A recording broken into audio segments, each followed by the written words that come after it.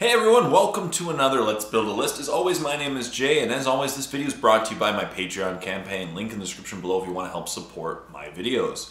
So, I asked you guys for a bunch of video ideas. One of them was Goff Boys. Let's do it. So, I really like, I'm going to cover, as I'm going to build orcs lists for the next few videos. And this one is kind of the exact opposite of what I did last week's list. So just someone messaged me and asked me to do a 2,000 point Goff Boys list, and specifically boys is the key so let's break this down. So it's a 2,000 point list for an upcoming tournament, and I figured let's build a quick list, something that is simple and fun and that will annoy the crap out of your opponents. So let's start with this. So the clan culture for Goffs is for every 6 to hit. In the close combat phase, they get an additional attack. Now that is pretty awesome because you got to think about it. Orc boys get tons of attacks, right? They get tons of attacks. They start off with base 2, but you can easily get them up to like 6. And we'll discuss why in a moment. So, as I said, Goff boys, every 6 to hit counts as you get an additional attack. And now the best thing about these additional attacks is unlike the shooting phase, they hit on usually 3s in the close combat phase, right? So Goffs, each time you roll a modified hit roll of 6 for an attack with a melee weapon made by a model with its culture, immediately make an additional hit roll against the same target using the same weapon. These additional hit rolls cannot themselves generate any further hit rolls. So once again, you have Goff knobs hitting with power claws. Every 6 to hit generates another attack. Every 6 to hit. This is going to produce a lot of extra attacks. So in essence, you basically are making like up to 7 attack boys. Like it's nuts, statistically. So the key to take advantage of this clan culture is tons of attacks in the close combat phase. Furthermore, Goffs gain access to Skarboyz, which you can spend a command point before the game begins to make a squad of boys Skarboyz, which is basically +1 to their strength, which is actually pretty good for a few reasons. Number one, Strength 5 versus Strength 4. It makes it much better for close combat because anything that you would have, now anything that's toughness 4, you would be actually wounding on 3s as opposed to 4s. Now the big thing is there are a lot of things in the game that are now toughness 8. And this is where Skarboyz really come into play because now they're wounding on 5s as opposed to 6s, right? That's huge. So double the amount of wounds against toughness 8 things. So let's begin. So I want to do a double, I'm going to do a double battalion detachment for 2,000 points. The reason is, now the other option is you could do a bunch of other little ones. You need tons of command points for this list because each boy squad that will become a Skarboyz squad will take up a command point. So I'm going to do double battalion, which leads to 13 command points before the game begins. Then I'm going to spend most of them before the game begins. Leading my army, Goff Skarboyz. You have to use Goff Skarboyz in one of them because it's Goffs, right? You have to have him. He is just beyond nasty. He did get a little more expensive in this upcoming, this version, 235 points now. But he has, here we go, he has Daka, he has the mob rule, and he also can keep your guys in line. Plus, if you start combat within 6 inches of him, I believe it's 6 inches, you get an additional attack. So once again, he's awesome, right? You can advance and assault if he's close to the squad, and he keeps your guys in line by busting their heads if they're going to run away. And as I said, if you start the fight phase within 6 inches of him, you gain an additional attack. Once again, a huge stacking point for the boys, which I'll be going over in a moment. Plus, he has a 4-up invulnerable save and he eats everything for breakfast. So, cool stuff. Now, in both of my detachments, well, one of them is Goff Skarboyz, one of them has a war boss. Now, the war boss is actually going to be my warlord. The reason is I want to give him some stuff. I want to give my warlord in the other detachment, I want to give him the Kill Claw, which means he now gets reroll to wound attacks. It's 3 damage, and if you give him Brutal but Cunning, he gets to reroll hits, no -1 to hit for this particular claw, reroll to wounds, extra damage the turn that the combat begins, or the turn he gets assaulted or assaults in. So he's hitting on 3s, reroll, wounding on 2s to most things, reroll, and he does 4 damage per wound. It's pretty huge. And then on each of my detachments as well, I have a weird boy. And now I've upgraded the Weird Boy for 1 command point to a Warp Head. Now I think this is important. Why you want to upgrade them to Warp Heads, and it's because, so I've already used 2 of my 13 command points. This is awesome. I should keep like a counter. So now I'm down to 11. The reason is you want to give them 2 psychic powers per turn. And what I would do is I would give them, obviously, to jump and Warpath, and then maybe choose a couple others. The reason is I know you can only cast 1 psychic power per, the same power per turn, but at least if you fail, it gets you another chance of getting it off. And combining Warpath, which gives, once again, +1 attack, and to jump so you can throw your guys at your opponent, can really stack. And plus you have a couple other powers to choose from. So I'd actually recommend in this case upgrading them to Warp Heads. That way, if one of them fails a psychic test, it's not the end of the game. They can each cast 2 powers per turn. Cool.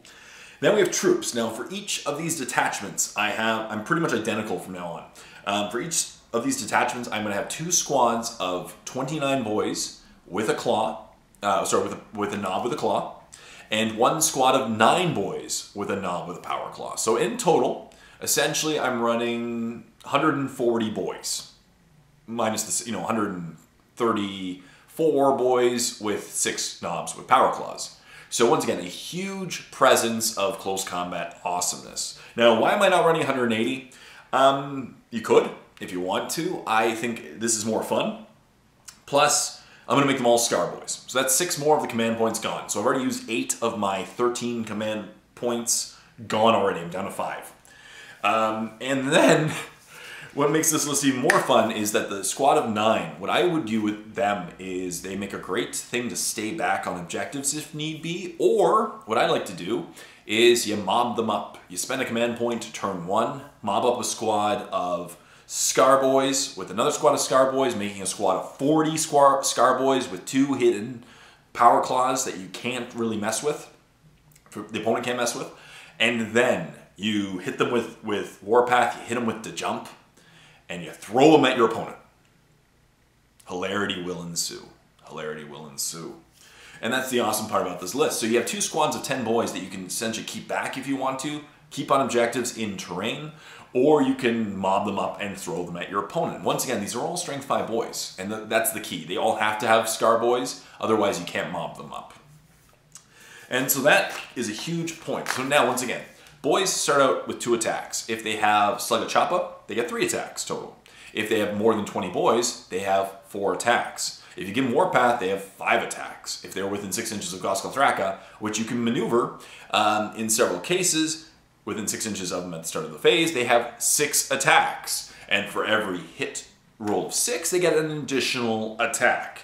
So as you can see, you could pretty much line up your boys. If you go first, which this list is not very heavy on units, and that's intentional. I think there's only 12 units total. Yep, 12 units total, which is pretty good. I think it's under a 2,000 point average. You can literally line them up, run them at opponents, multi-assault, and kill a lot of stuff. Now, the biggest problem with this list, with all boys, is that you're going to have a problem with a guy like Tau who have anything with flamers, anything with a lot of flamers. The scariest being those annoying Tau suits from Forge World that can supercharge and do 3d6 hits, that are AP -3. They're going to kill some boys. So you want to bring something in the heavy support choice to help support, obviously, the boys that you're running across the table. And for me, I take 2 squads of Ludas. Why 2 squads of Ludas? Number 1, tons of bodies. You can keep them in the backfield, put them in a ruin to give them a better armor save, stick them on an objective, and you know what? They have some great range, right? 48 inches is huge.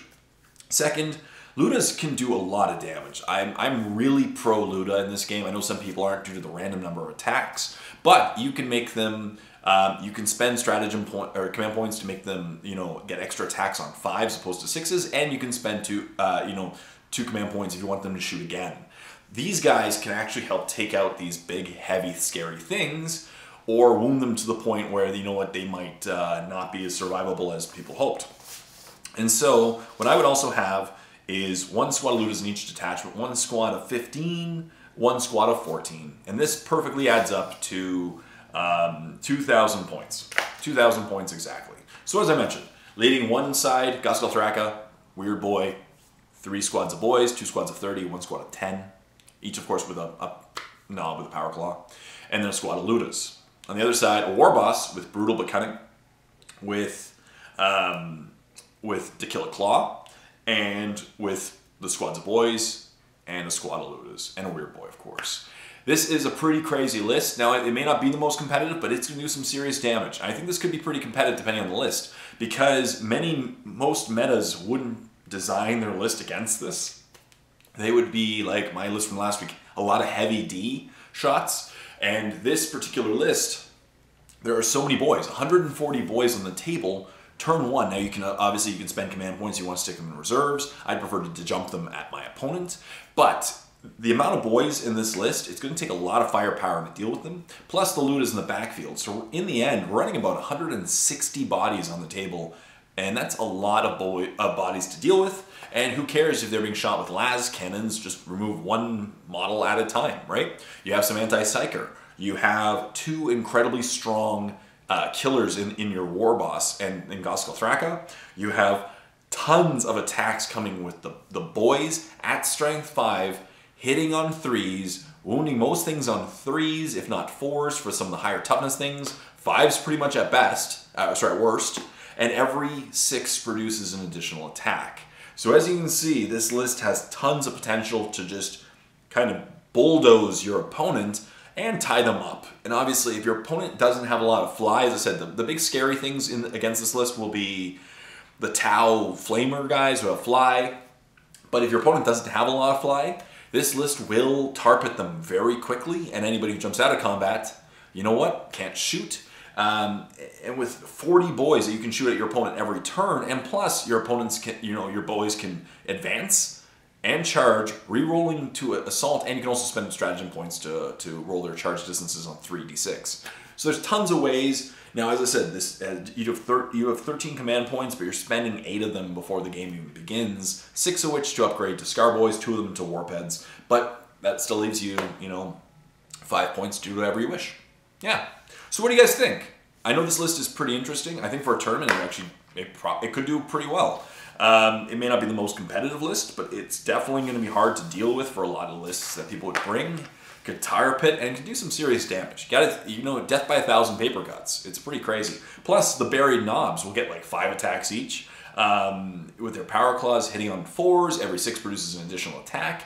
And you know what? It could seriously do some damage to your opponents. So what do you guys think of this list? Leave comments in the comment section down below of what you think about this 2,000 point Orks Skarboyz Goffs list. What do you think? What do you think would you change? Let's create a discussion and help my fellow viewer with a tournament list that's upcoming.